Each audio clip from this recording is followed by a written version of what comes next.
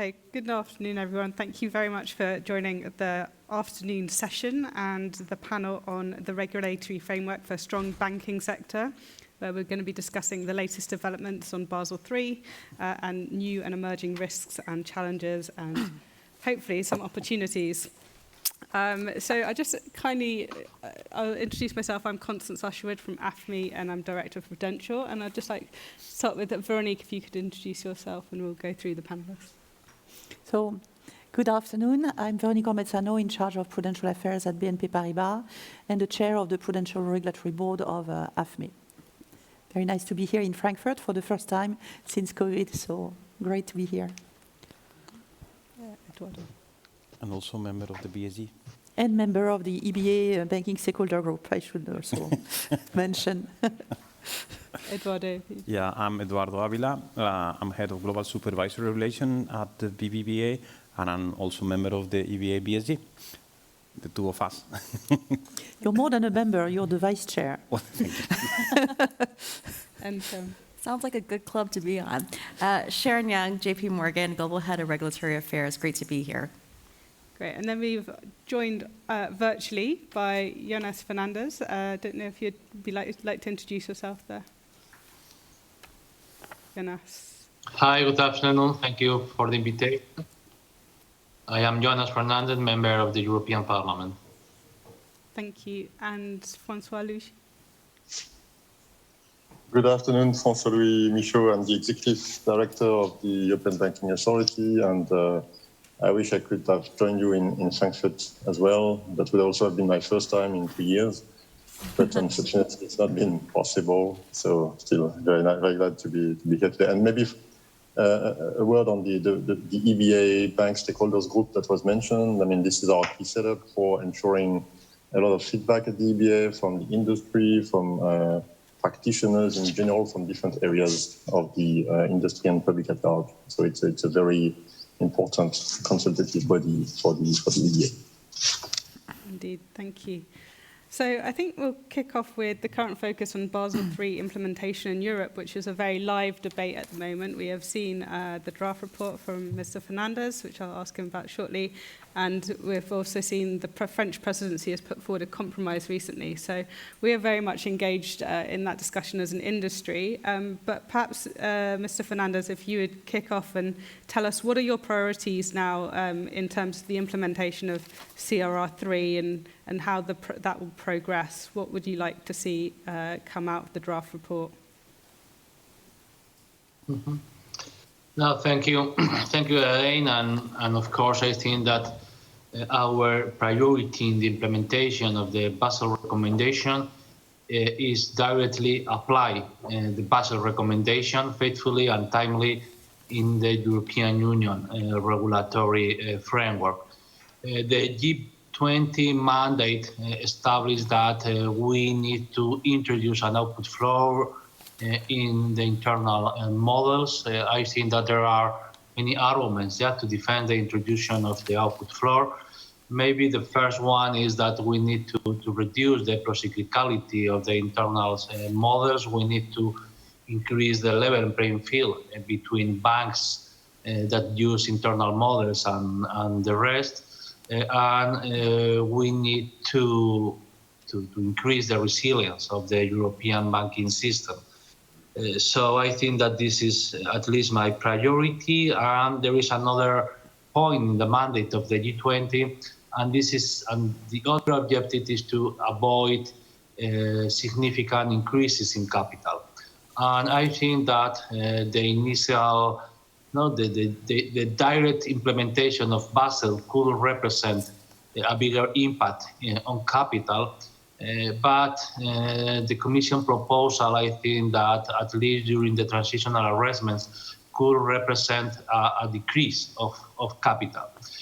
So in the current context, or at least facing the evolution of the European economy and our forecast for the next few years, I think that we have to guarantee that the European banking system has a high level of capital, because there are many uncertainties in front of us. During the COVID crisis, we faced another kind of crisis. We thought that the crisis will be short.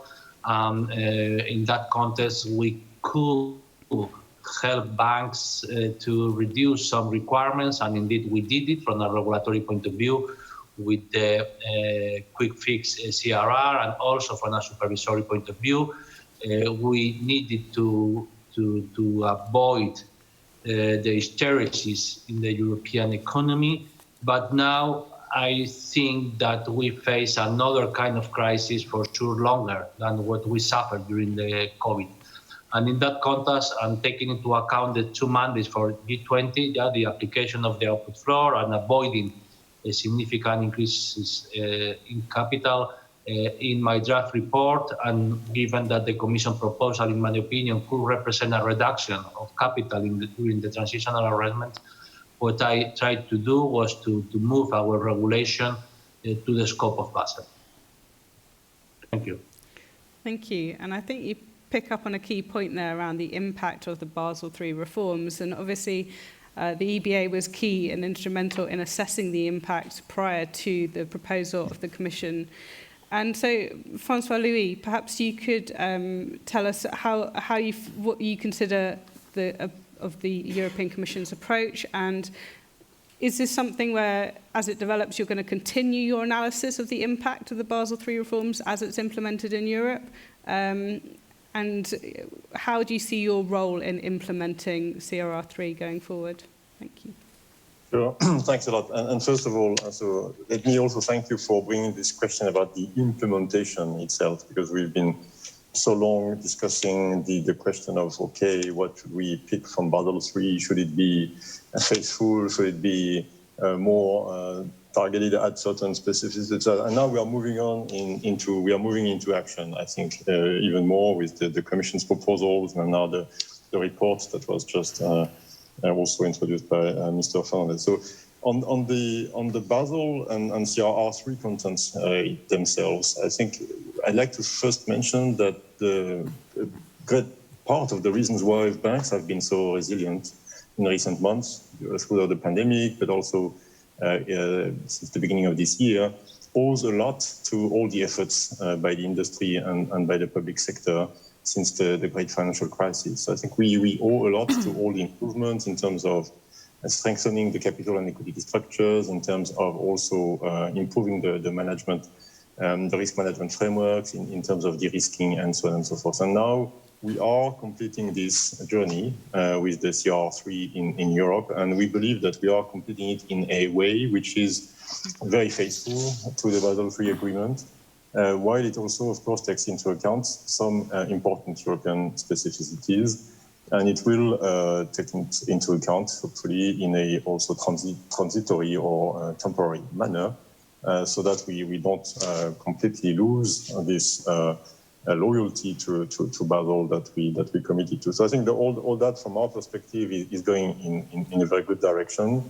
We've been very supportive to the proposal that the Commission put forward. We thought it was an extremely fine balance between all those various objectives. Again, Basel III faithful, European specificities, make sure that we don't have a significant increase in EU banks' capital requirements, also avoiding competitive disadvantages, and so on and so forth. So I think we are going in the right direction from our perspective. Second point is this new approach, of course, goes a long way into a better balance between risk sensitivity and something that puts also limits to what could be modeled. So more consistency, more comparability, certain simplicity also that's introduced to the framework. So all that is extremely good, I think. So and most banks will benefit from that. We don't, of course, ignore that there will be an impact that's going to be borne by a certain number of banks, but also, as we've seen in our various impact assessment studies,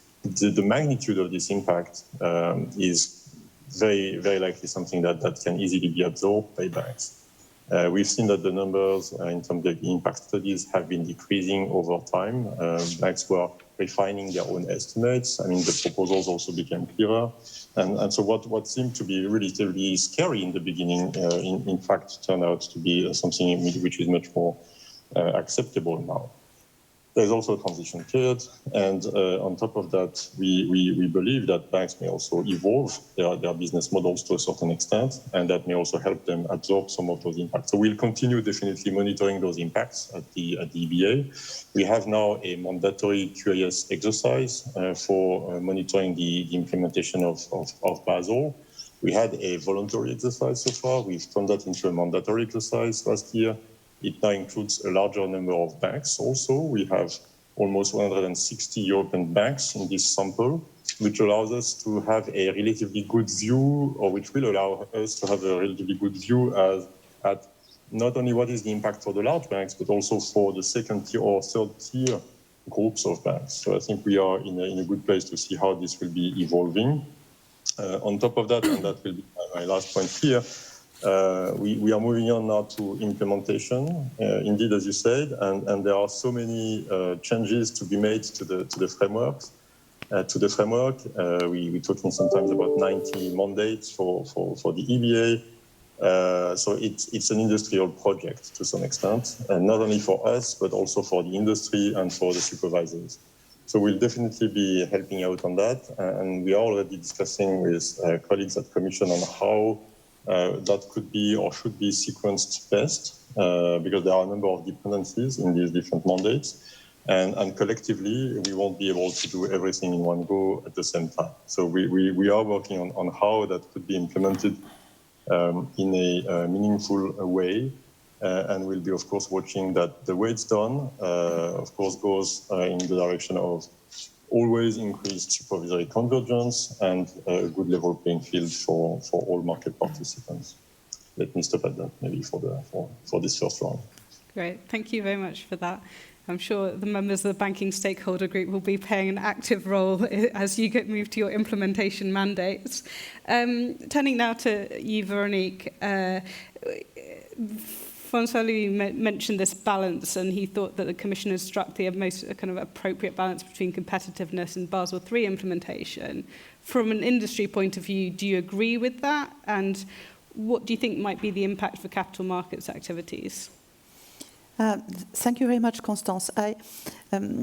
Maybe I'd like to say a few words to start with about the impact, because that is indeed not only a mandate by the G20 and the ECOFIN, but also, of course, something that is quite important from the banks in terms of our capacity to support the economy.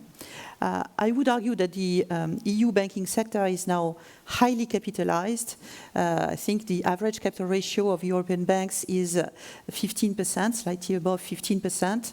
And this very high capital ratio, including compared with American banks, for example, is probably being built due to the continuous and increasing pressure of our supervisors. So not only a regulator, but also the supervisory aspect of it. This is very important. Now, is this enough? There is always this debate that potentially EU banks are not quite as strong as we would like them to be. My perception of that is that it's probably not due to a perception by the markets that banks are undercapitalized.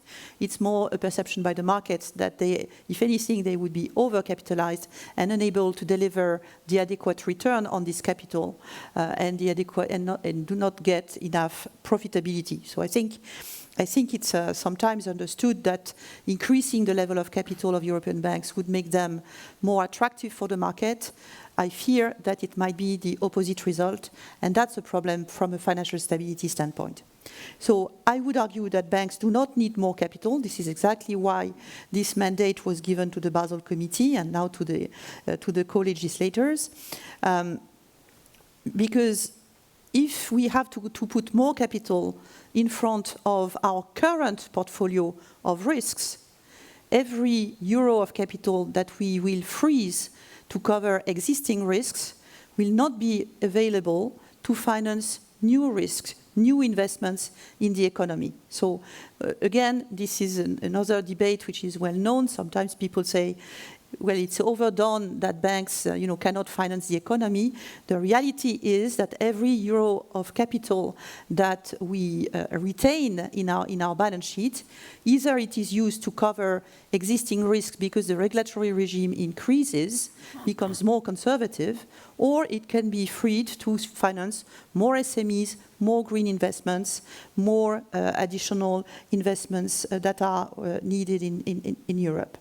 So at this stage, we enter into very complex political negotiations. I think the understanding of this impact is quite important for all people involved in this. However, I would think that there is a lot of confusion on the impacts. The EBA reports have been extremely helpful. They are a bit old. They are based on, I think, December 19 data, so pre-COVID. Since then, the balance sheets have increased significantly. The shape of the risks has changed also with all the COVID-related loans and measures. The EBA does report an increase in risk-weighted assets, but at the same time also reports a capital shortfall. And I would respectively suggest that this capital shortfall should be more realistic, because the current assumption made by the EBA is to consider that a bank has a Basel shortfall if and only if it breaches its MDA after Basel. So this seems to me totally incompatible with the safety level that is expected by the supervisor, and rightly so. So the industry is having its own data. EBA has a set of data. Mr. Fernández is worried that there could be a reduction during the transitional period. The Commission says it's between 6 and 8. Frankly, myself, I'm not exactly sure whether this is transitional or fully loaded. So there is a lot of confusion around these impacts, and I think it would be really helpful if in the next few weeks and months, as the negotiation continues to develop between the Parliament and the Council and the Member States, some dialogue is established to maybe clarify, maybe around the next QIS of the EBA, which I believe is going to be published sometime in the fall, to provide a common understanding of the impacts under various scenarios that are on the table. So really, this dialogue and clarification on the amount of impact and the main sources of impact is very important, because every measure, every amendment, for example, SACCR, which is a topic which is highly debated, I don't think that we have in the EBA report any clear impact of the alpha factor on the SACCR, for example. So I think really digging into this policy work that is huge in front of the MEPs and the Member States, with providing granular impacts dedicated to the key policy issues to be solved, would be very, very helpful, and hopefully we can agree between the industry and the regulators based on the same QIS data that we share on at least the same order of magnitude. I will stop there. Thank you. Very useful insight there on the impact from an industry perspective. And turning now more to kind of how this will impact banks that are active internationally as well. Eduardo, you represent a bank that's active in many Latin American countries. What would your kind of recommendations be for the banks which are internationally active to take into account when taking forward the Basel III regulation in Europe? Thank you. Well, more recommendation for us is I want to make a recommendation for regulators and supervisors and for the EBA to bear in mind something that I think is a blind spot on the regulation. I think that with what we are all missing sometimes, and when we are designing regulation, and we welcome very much this Commission proposal, that is taking care of European specificities. But at the end, we forget sometimes that through the application, through consolidation, this regulation is being applied in third countries. Third countries, many of them are emerging countries. And the size of the investments of the European banks in those countries sometimes are very sizable. For just to give you an example, in Mexico, 50% of all the full financial system is in the hands of European banks. It happens with 30% of the Uruguayan or 20% of the Argentinian, or many examples of in Colombia, 10%, in Peru, 20%. So at the end, this application is having effects not only in Europe, but through the consolidation in these countries. And something that we have to bear in mind that, I mean, foreign investment or foreign banks in emerging countries brings a lot of benefits to the country. We bring the best of the regulation, we bring the best of risk culture, the best of corporate governance, the best of technology, which helps at the end the country to develop, to be more resilient. So we foster the development of emerging countries. So sometimes we have to wonder, and we saw before Eduardo Fernández Boyo being very pushed with the climate on the ESG agenda, but we have to also bear in mind the social effect. I mean, this country needs finance; they need to be financed to cover the gap that they have on the social, and that's very important. So we in Europe have to bear in mind that many of the regulation they do have this extraterritorial effect on these countries, and it's something that should be taken into account. And we do have many examples, not only of the new package, but the old package, the CRR, that really make it very difficult. So it does have effects on third countries that are trying to bankerize the country, are trying to implement the best standards locally, but through the European banks, we get some pieces of the regulation that are not fit for the purpose, and they have maybe an intended effect that should be taken into account and should be measured and have like an impact assessment and think it carefully, because at the end, we are all for the ESG agenda, we are all for the social, and something that should be taken into account. Examples of that, for example, the unrated corporate bond standard will be applied at 100% in these countries compared to the 65%. Another example is on the operational risk, the interest component, which is in a way recognizing this 2.25 at the end is diluted in the consolidated of the big European groups. So at the end is not taking effect. So maybe Mexico is implementing the same standard, but through the subsidiaries of the European banks, at the end what you get is the implementation under the European effect. So this is something that should be taken into account, not only for the regulation, also for the EBA guidance. For example, the guideline of definition of default with the 1% threshold that has been defined for Europe, I think bearing in mind in Europe, and we have our views on that, right, Veronique? But imagine this 1% in a country with a completely different interest rate curve or structure or inflation or whatsoever.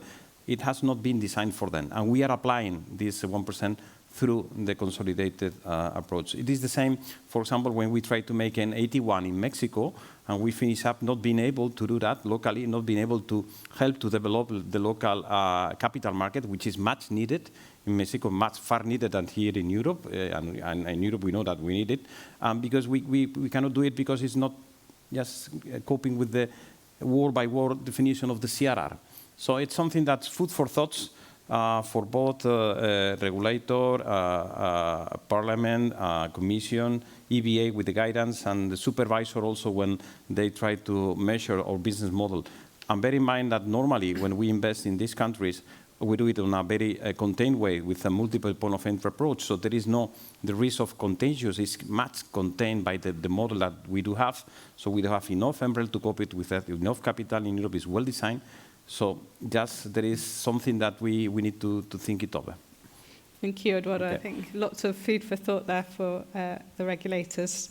So Sharon, turning to you now, I want to kind of ask the inverse question. As a representative of an international bank, what role do third country banks have to play in supporting EU markets? What impact might Basel III implementation have on you in Europe? And what are your priorities going to be in the CRR3 discussions? Great, thanks, Constance. Let me start by speaking a bit about the value of internationally active banks in the EU, and perhaps building on some points that Eduardo mentioned as well. Having global firms participate in the EU economy, it's a good thing. It's a healthy thing. I think naturally participation of global firms brings competition, increased resiliency, benefits to local clients in terms of robust products and services, and increased diversification in the provision of types of products and services that benefit EU consumers. And so just by way of one example, in 2020, a third of loan issuances to EEA clients were actually provided by non-EEA firms, I think split broadly between US, UK, and other banks, which I think is a pretty healthy mix. JP Morgan, in particular, we have a history in Germany that dates actually back to the 1920s, when a predecessor of the firm opened its doors in Berlin. And more recently, we've really shown our commitment, I think, to the European Union with our newly merged Eurobank JPM SE, which now has over 4,000 employees and is based here in Frankfurt. And it provides a whole slew of different services, including capital raising and risk management for corporates and everything to investor services and private banking. And we continue to be committed to the EU economy and our clients and the community here. So for example, during COVID in 2020, we increased our lending by 20%. 95% of our EEA business is done via our subsidiaries, and we also continue to make a strong philanthropic investment in the EU. We also have been participating, I may not be on the same committees as my colleagues here, but we also participate and support the EU objectives of building out the single market and creating financial capabilities in terms of participating in different working groups that support the initiatives by the ESAs. And for us, I think our significant presence here really means that we take a pretty keen interest in the regional implementation of the prudential standards that we've been talking about today as a locally headquartered bank. The preservation of global consistency in areas such as Basel III implementation is very important to us. So it's good to hear Jonás say up top the EU's continued commitment to consistent implementation of Basel III. I think that is important to us in terms of, one, promoting a robust and resilient global banking system, two, avoiding fragmentation of global financial markets, and three, and really just ensuring that global financial market stability allows firms like JP Morgan to continue to deploy our capital in liquidity and support of the local economic activity and growth in the way that I think would be good for all of us in the EU economy. And so with that, just as a little bit of context from where we're coming from in terms of wanting to be able to continue to support the EU economy as a global firm, we'll just touch on a couple of the proposals that you mentioned, CRR and CRD, where there may be implications for third country firms and the provision of cross-border activities through their country branches.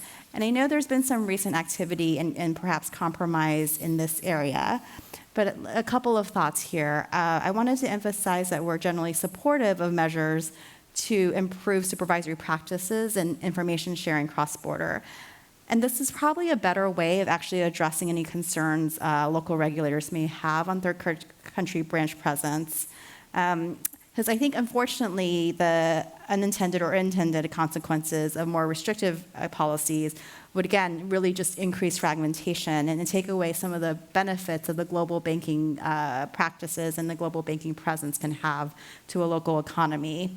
So a restrictive cross-border service provision that has been proposed by the Commission basically limits our ability to, again, deliver services across borders, which could impact our ability to provide to EU counterparties, including corporates, and limit the ability for financing or services, or at minimum, make them much more expensive to deliver. So given the value of internationally active banks to the EU and these types of these types of cross-border service provisions and restrictions would instead limit our ability, I think, to effectively and efficiently service the EU clients. So I think that's just something to consider when policymakers are thinking through how best to balance the need, understandably so, to regulate third country firms, but also continue to enable such firms to provide products and services to the local economy and to clients. Great, thank you for that. So I think we've had a really good overview there from EU regulators on the approach they're taking to implementing Basel III in Europe and banks' views on the challenges associated with that.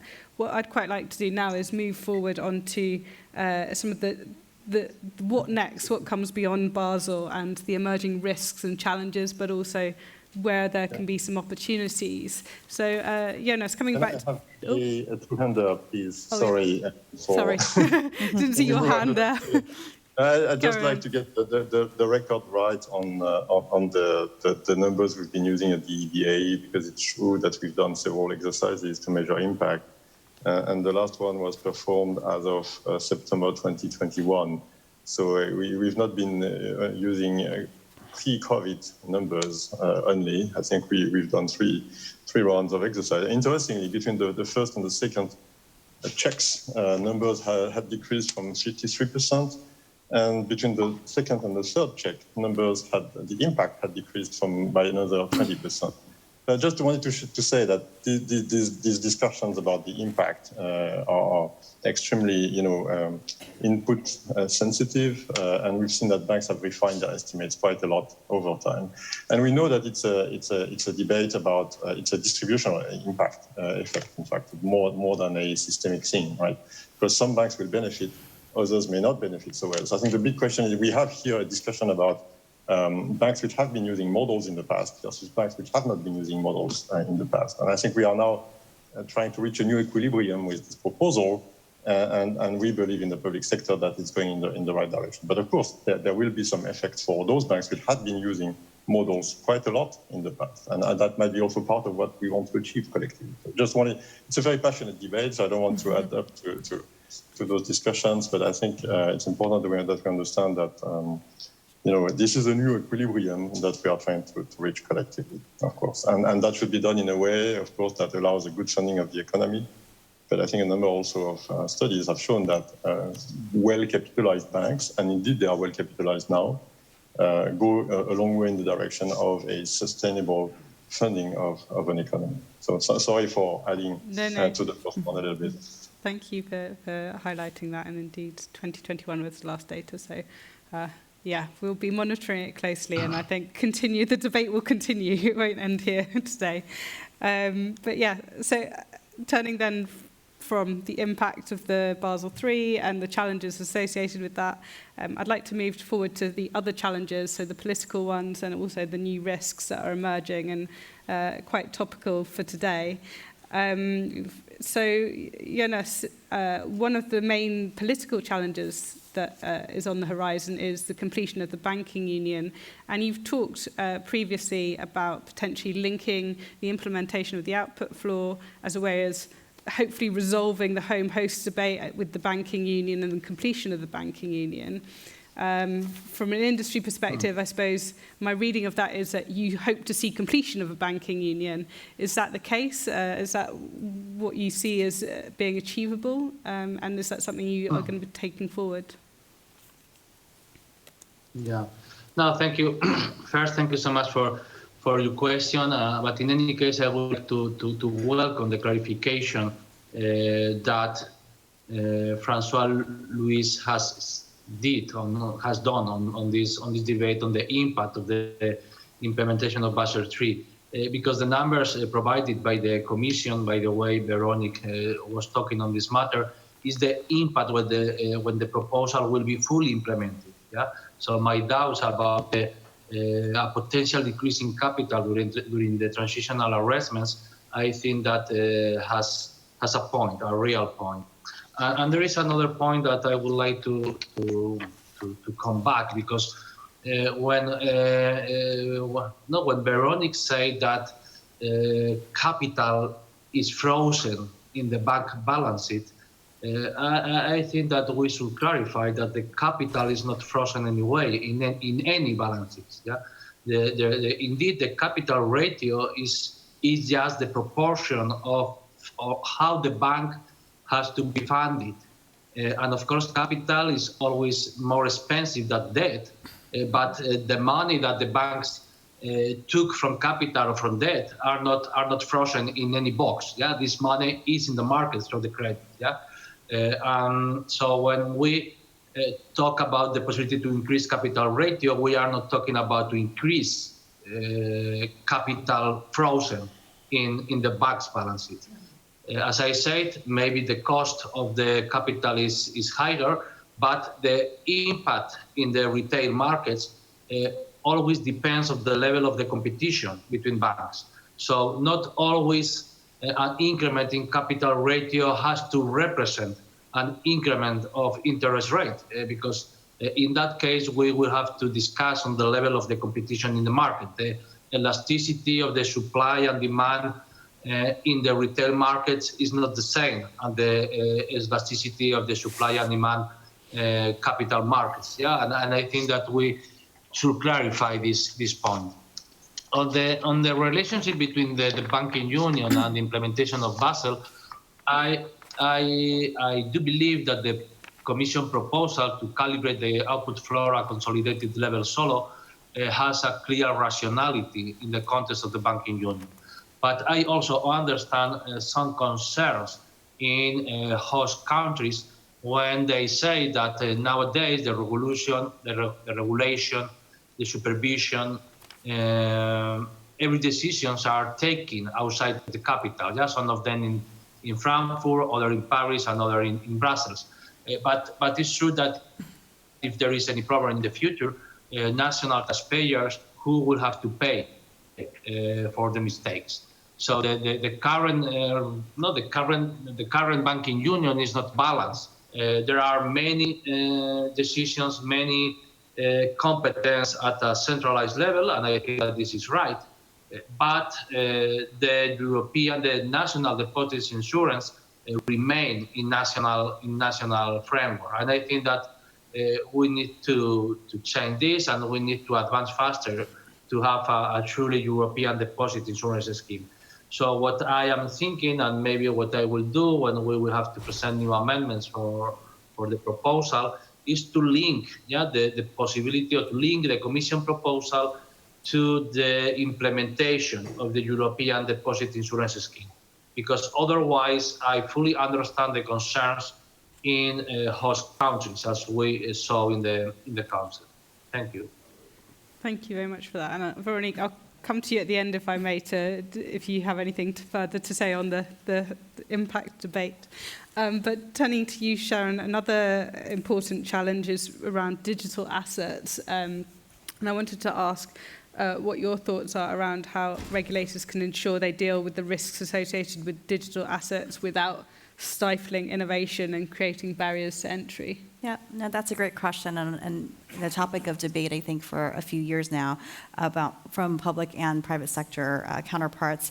So in general, we of course support responsible innovation that benefits users in the financial system in a safe and sound manner. And in terms of bringing regulatory approaches and activities within the regulatory framework, we support the principles that we've heard policymakers say, same activity, same risk, same rules, and a technology-neutral approach.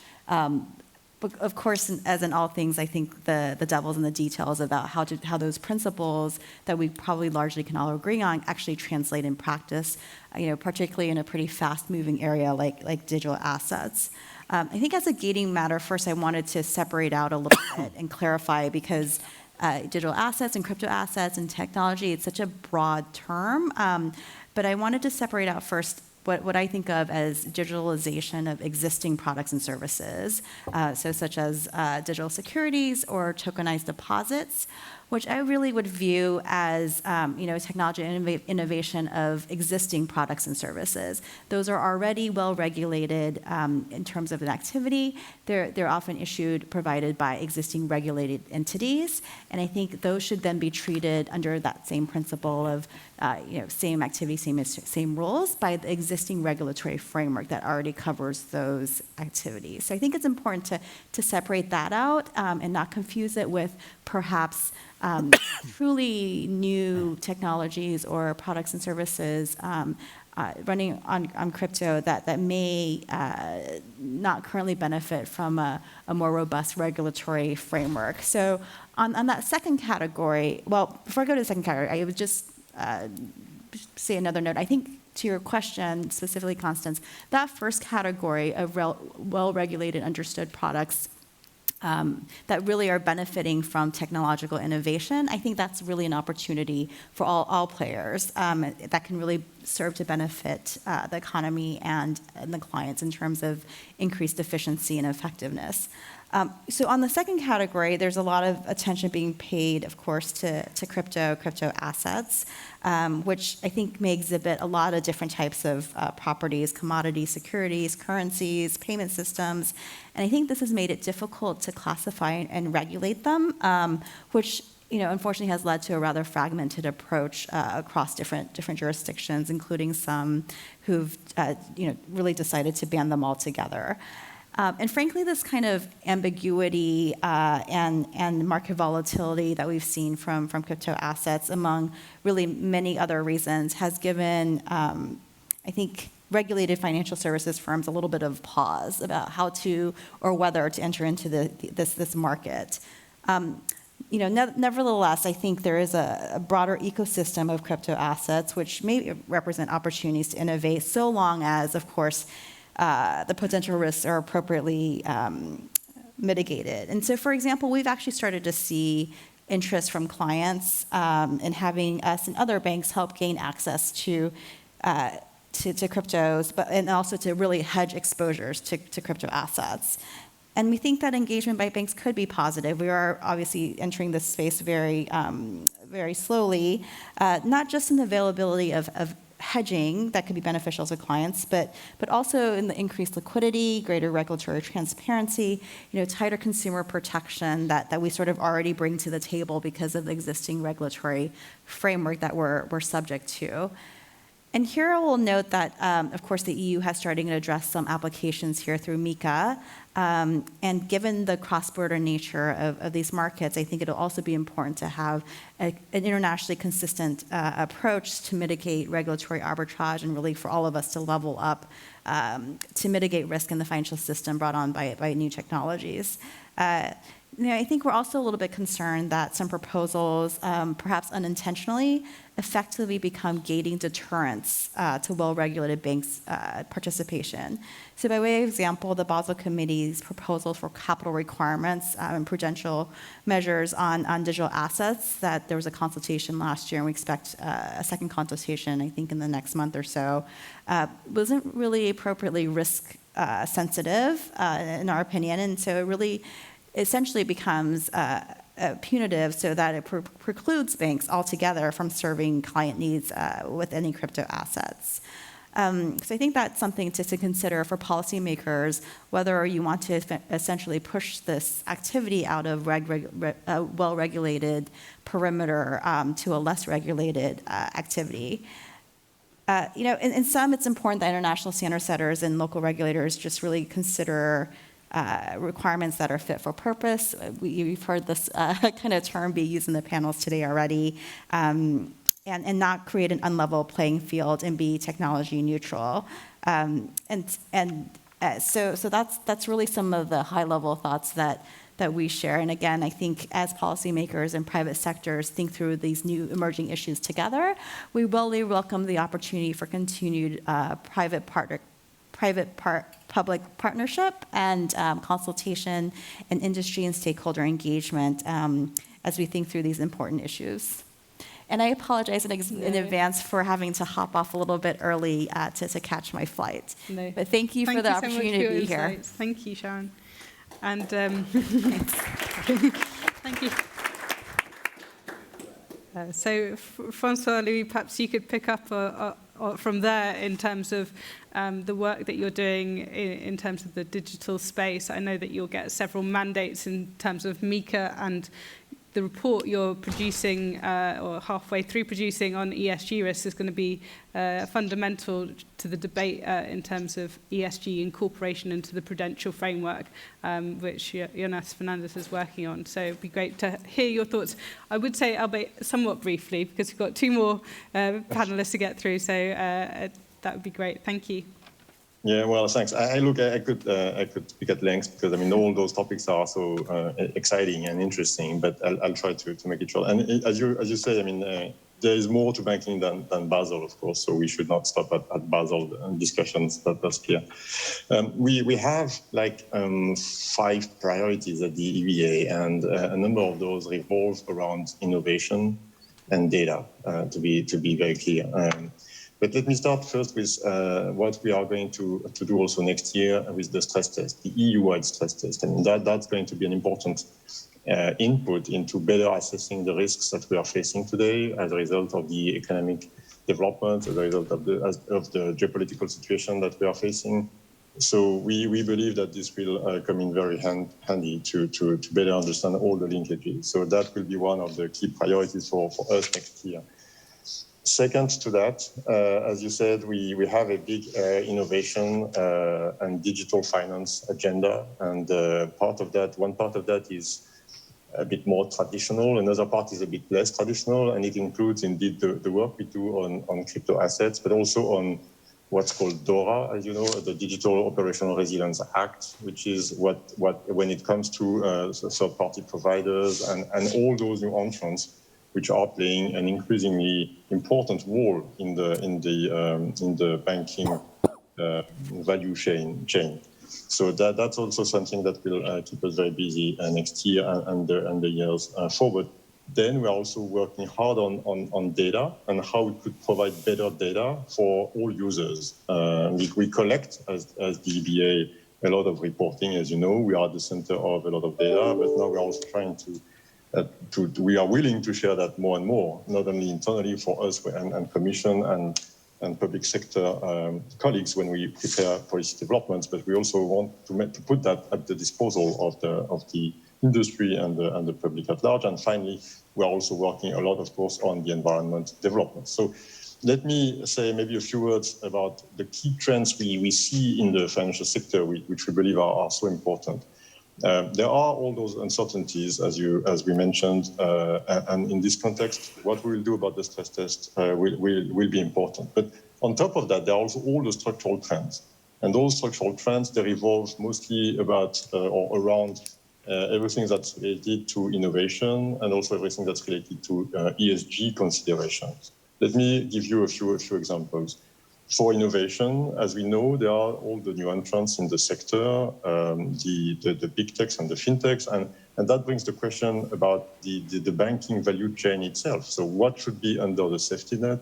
What is critical in terms of banking activities? How do we make sure that all the newcomers are also treated equally for what they perform and the way they interact with the more established and traditional players? So that's in this context that the MiCA discussions, the DORA discussions are so important because they try to make sense and to bring everybody on the same footing and make sure that we balance innovation and stability in the best possible way.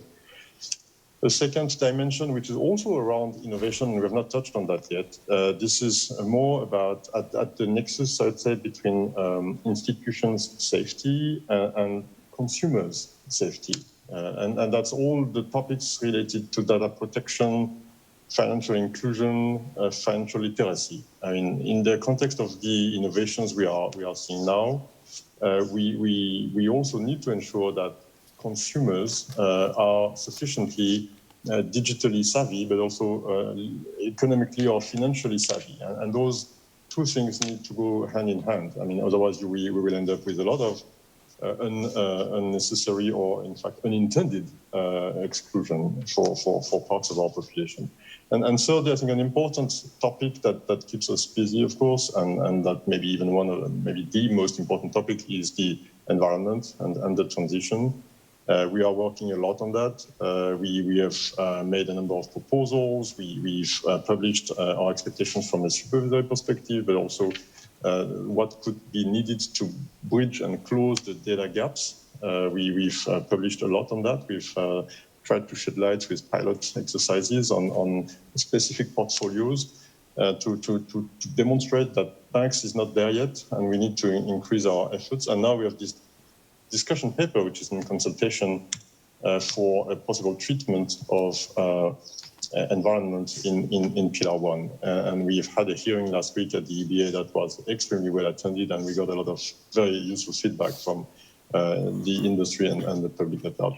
We believe that banks in this context have a lot to do, because especially in Europe, where they are at the core of the system, and there is a lot that they can do in terms of relaying all those efforts from Commission, from the Parliament, in creating taxonomies, in trying to understand how we should tackle those things. Banks can help educate also their customers a lot, and that's really important. To some extent, they are intermediaries, of course, as we know, and in their role as intermediaries, they can also help connect the efforts from the public sector and the efforts which are needed in the private sector. So we believe that banks here can really play a very important role, and that's at the heart of what we've been trying to promote at the EBA.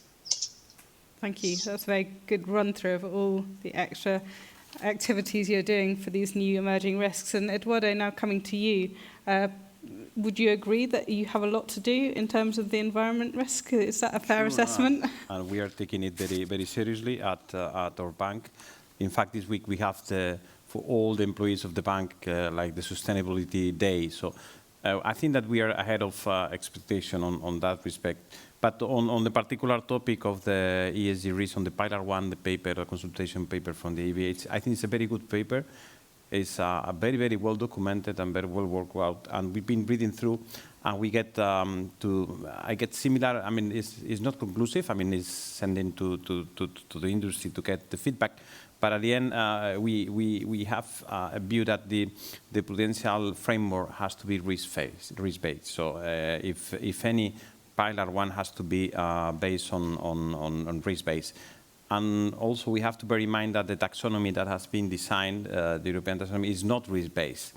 Also, something that we have to bear in mind, if there is a brown factor penalizing, it will imply maybe restriction to access of finances, which will make the transition very difficult or more difficult.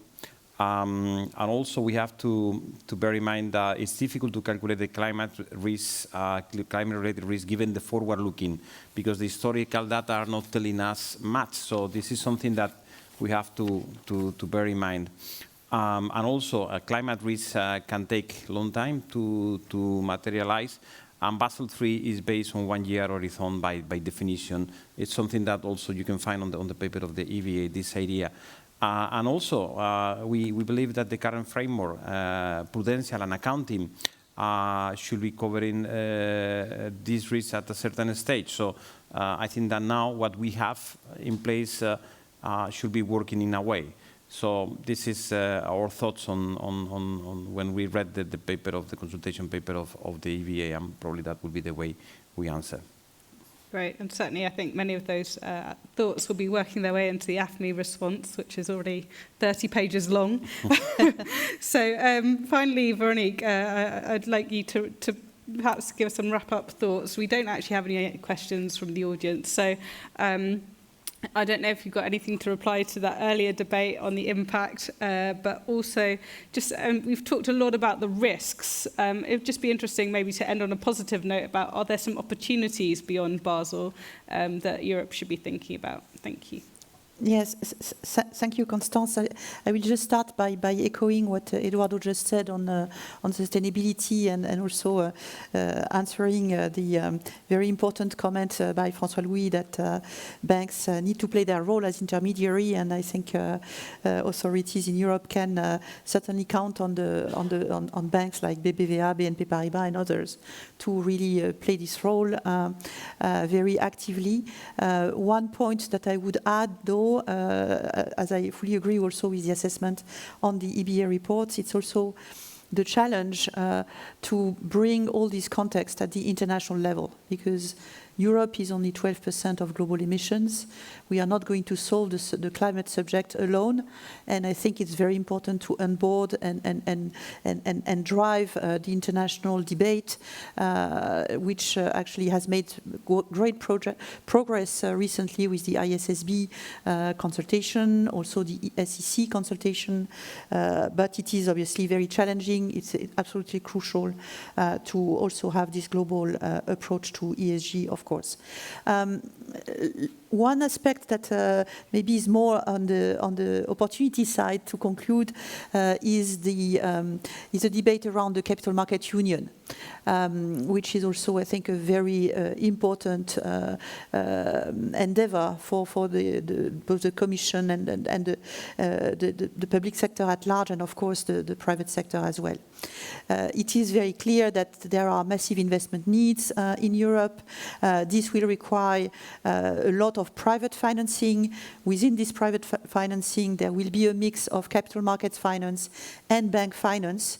But even if we consider that there might be some shift away from the current 80% bank finance in Europe, if the capital market union makes progress, or the capital markets in general make progress, it is probably the banks that will have to be part of the solution, I would say, and finance a large part of these investment needs, which is great because the banks are based in every single member state. They know the local markets, they know the clients, including the SMEs, they know how to structure the loans to fit the client needs and also to mitigate the risks. That's our role as banks, and it's great that we can play it. However, I think it is on one hand a little bit illusory to think that the mix, capital markets versus bank, can really significantly shift in the next few years, and so it is very important to keep in mind that maybe if it's not 80%, maybe it's 70, maybe 60, I don't know what is the number of those financing needs that will have to be originated and delivered by banks. The amounts we are talking about are much higher than what the EU banks can provide and hold on their balance sheet. I don't want to go back to the question about whether our capital is frozen or not frozen, but the reality is it's impossible that we keep on balance sheet all these additional investments. And so this is why at BNP Paribas, and as you are certainly aware, I cannot leave this panel without talking about securitization and the importance of securitization being a bridge between the bank's origination, which can be sound under strong supervision, strong regulatory, including the EBA guidance, like on loan origination and monitoring, for example, and so on. So strong, good quality credit that should be bridged into the capital markets through an efficient securitization market. This would be the best of both worlds. The world of banks that have the local expertise, know the clients, can do a good job in terms of origination under the supervision, very close supervision of SSM and national regulators, and the capacity to leverage the savings that are quite massive in Europe and provide investment products, not directly but indirectly through, for example, life insurance. That's why the Solvency II issue and the consultation by EIOPA is so important, but also pension funds, where they are preference funds or investment funds, that can rely on the strong origination by the banks, and that can also rely on the protection that is given by the banks, by the retention rules, by the first loss protection, and so on and so forth, that debt funds would not have if they invest directly in credit.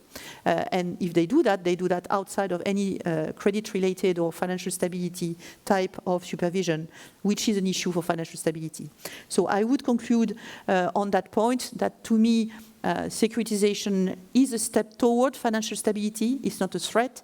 It's an improvement of financial stability. It can play a role also in terms of private risk sharing across member states at a time where, indeed, banking union maybe is still a difficult topic.